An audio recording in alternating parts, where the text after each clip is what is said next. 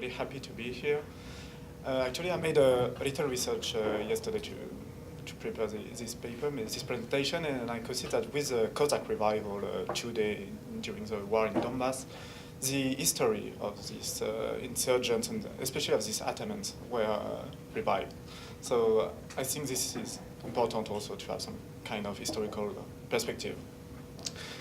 Because Ukraine was used to have this kind of autonomous fighting groups, fighting against state, fighting sometimes with state, with usual armies, and this moment was especially during the civil war in Ukraine between 1917 and until 1922-23 in some regions.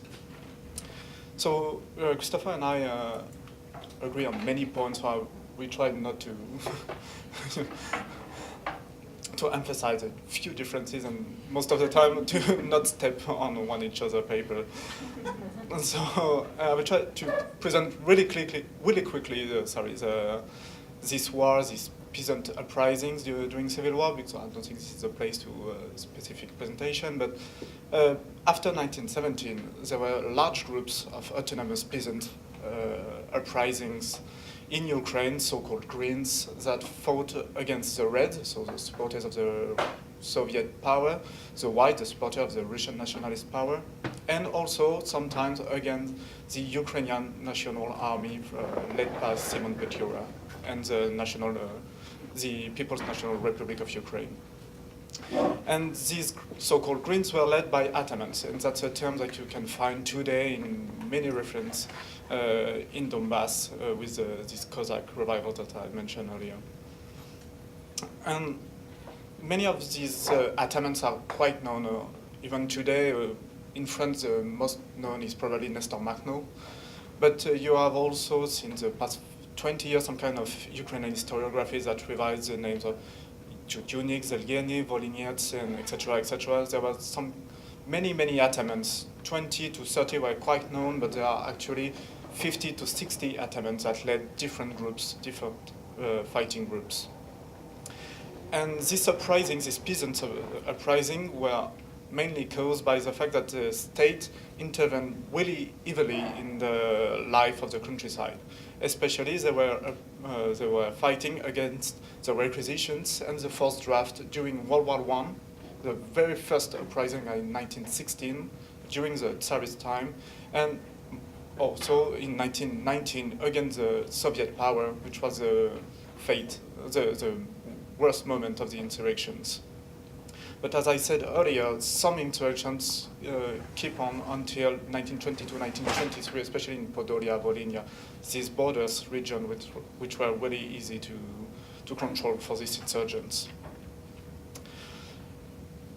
And the question of their allegiance is probably one of the most important questions, because today when you read some kind of historiography, you can see that many Atamans fought for the national independent project of Ukraine. That's more complicated than that.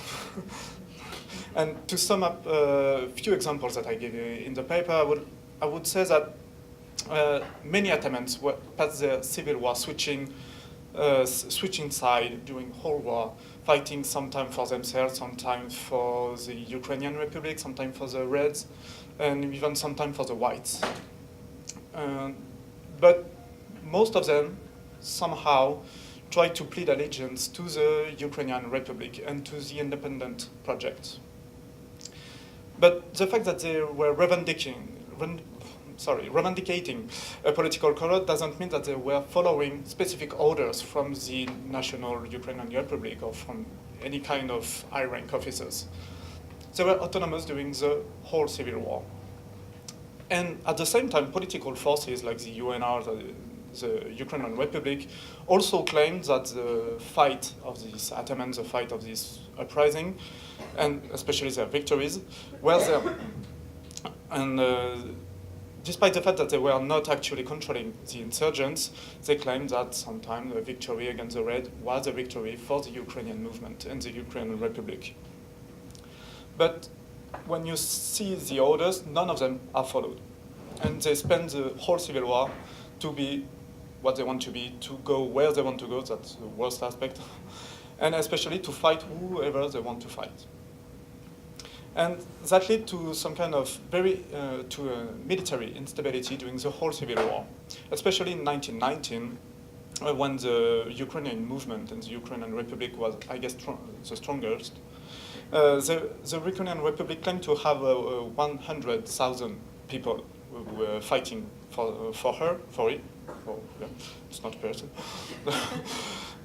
But at the very beginning of 1919, only 20,000 people were fighting, actually following the order.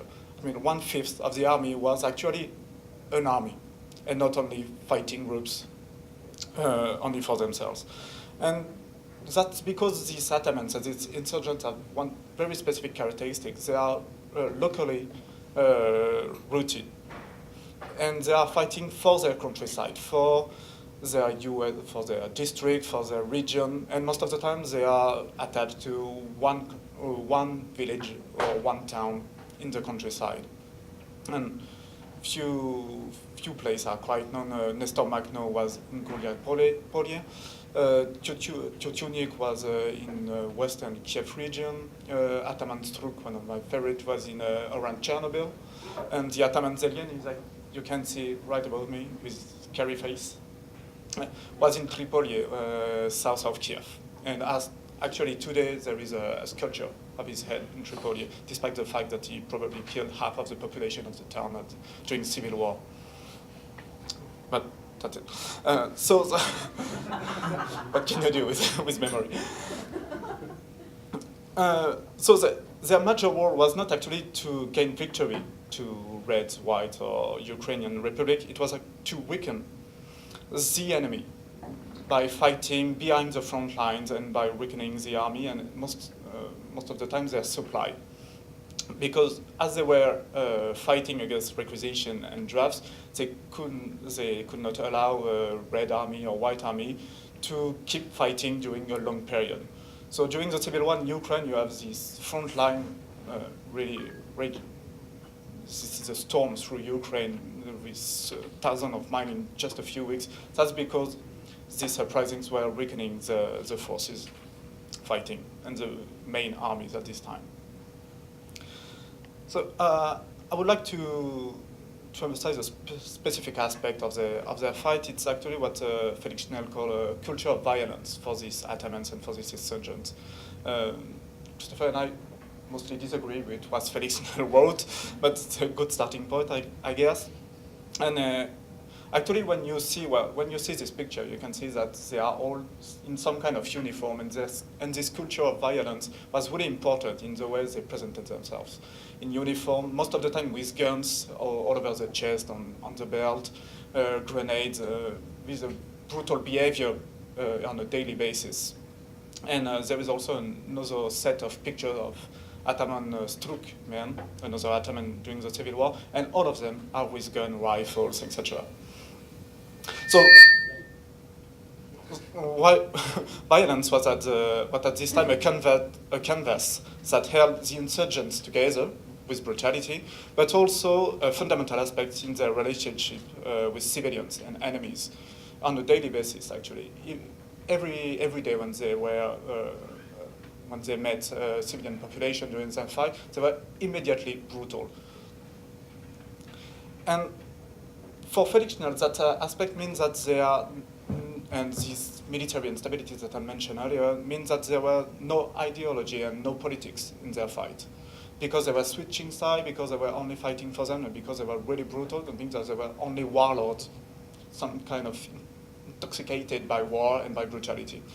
I think this is not true completely. And I think this is also some kind of intellectual bias. That means that if you can't argue with complex political ideas, you are not a political actor. I think that's, at the very end, that's what there is in his paper. But there were actually some kind of political action from this Ataman already. All right. Well, because they were fighting everyone and because every power was weak in Ukraine at this time, they were creating some kind of political vacuum in Ukraine, and especially in the countryside, and they tried to fulfill this vacuum. There are a few examples in the paper. I will just try to sum up. They were putting officials in the villages, in the little towns in Ukraine, appointing starost and militia in the towns, so trying to gain also support within the civilian population. And this aspect was really important when they tried to mobilize on a broader way for the insurrections, because they could have support inside the civilian population, especially in the militia, who were very quick to take guns, not only to maintain order, but to fight against an enemy. And that's also a problem, because when you are fighting in the margins of state, you are facing some kind of lack of supply, permanent lack of supply. And they try, and there is some kind of dilemma for these insurgents. They had to supply and to grow by feeding on the back of the population, but at the same time they did not want to antagonize this population. And I think that's a dilemma that exists for any kind of insurgent in history. So the answer that the Greens during Civil War gave was to identify the part of civilian population that deserve to suffer this burden in order to perpetuate the insurrection. And especially in 1919, it was the Jewish population on a daily basis that was brutalized to maintain some kind of insurrections.